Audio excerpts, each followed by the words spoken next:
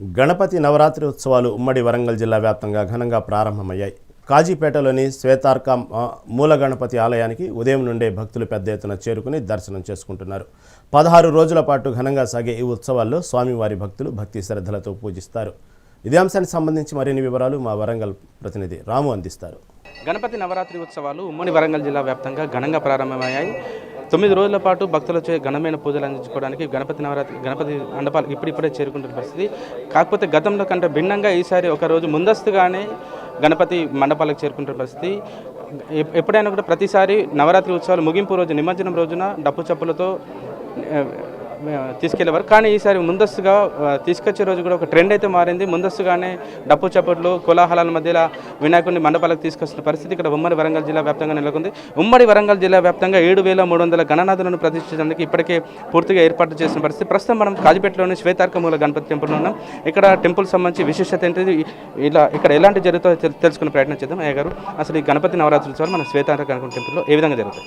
శ్వేతార్క గణపతి ఇది స్వామివారి యొక్క సంపూర్ణమైనటువంటి ఆశీస్సులతో గణపతి దేవతలకిచ్చిన వరాన్ని ఆధారంగా క్షీరసాగర మదనం జరిగేటప్పుడు ఆవిర్భవించింది శ్వేతార్క గణపతి.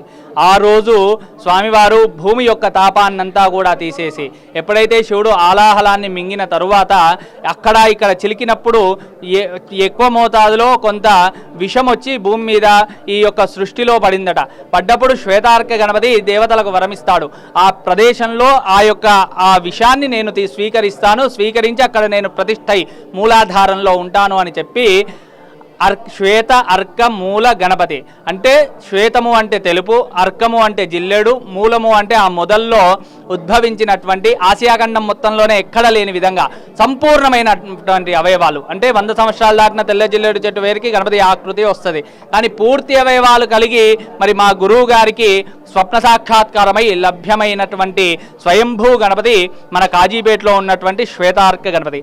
ఈ స్వామివారికి 16 రోజుల పాటు చాలా విశేషమైనటువంటి పూజాది కార్యక్రమాలు నిర్వహిస్తాం. సశాస్త్రీయంగా మరి మాధవానంద సరస్వతి స్వామివారి అనుగ్రహముతో వారి యొక్క పీఠము నుంచి వచ్చినటువంటి వేద పండితులతో ఈ కార్యక్రమాలు నిర్వహిస్తూ 16 రోజుల పాటు ప్రత్యేక హోమాలు, మూలమంత్ర హోమాలు, అదేవిధంగా తంత్ర హోమాలు కూడా నిర్వహిస్తూ వేదములో చెప్పినటువంటి పావమాన హోమమని, అదేవిధంగా సుదర్శన హోమమని, మరి చండీ హోమమని, ఈ విధంగా అరుణ హోమమని, ఈ విధంగా హవన కార్యక్రమాలు నిర్వహించుకుంటూ శ్వేతార్క గణపతి 1,00,000 గణపతి హోమం 1,00,000 సార్లు శ్వేతార్క గణపతి మూలమంత్రం చెప్పుకుంటూ మొన్నటి 5 రోజుల పాటు కూడా ఈ 1,00,000 గణపతి హోమాన్ని నిర్వహించుకున్నాం. భక్తులు కోరిన కోరికలు నెరవేర్చుట కోసం ఇక్కడ ఏదైతే విద్యుదయస్కాంత శక్తిని పెంచడం, స్వామివారి యొక్క తరంగములు ఏదైతే శక్తి తరంగాలు ఉంటాయో అవన్నీ కూడా వ్యాపించి భక్తులు ఇక్కడికి వస్తే చాలు వారి మనస్సు ప్రశాంతంగా నిర్మలంగా ఉండే విధంగా స్వామివారి యొక్క పూజాది క్రతువులు జరుగుతున్నాయి.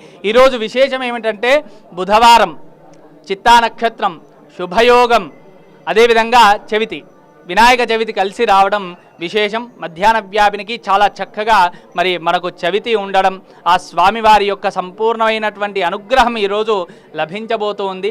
ప్రతిరోజు కూడా అర్చనలు చేసిన శక్తి అంతా కూడా ఈరోజు మనందరము కూడా ఆ స్వామి ముందు కూర్చుంటే జపం చేస్తే చాలు స్వామి అనుగ్రహం కలిగే విధంగా.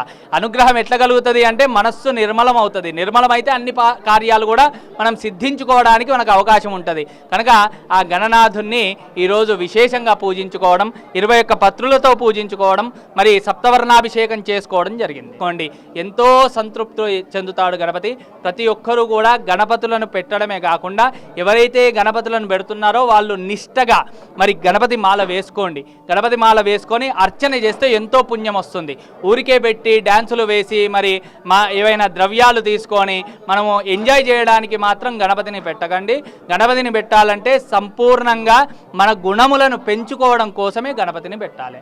కాబట్టి అందరూ కూడా సంస్కారాన్ని పెంచుకోవడం కోసం గణపతిని పెట్టి తల్లిదండ్రులను సేవించండి, గణపతిని సేవించండి, మీకు అన్ని విజయాలే కలుగుతాయి. గణపతి నవరాత్రి ఉత్సవాల్లో మొదటగా తల్లిదండ్రులకు పూజ చేయాలి. పూజలు చేస్తే ఆ పూజా ఫలం భగవంతుడు ముడుతుంది. దాంతోపాటు భగవంతుడు చూపిన మార్గంలో నడవాల్సిందే. ఖచ్చితంగా ఎవరైనా మండపాల్లో వినాయకుని ప్రతిష్ఠించేవారు ఖచ్చితంగా నియమాలు పాటించండి.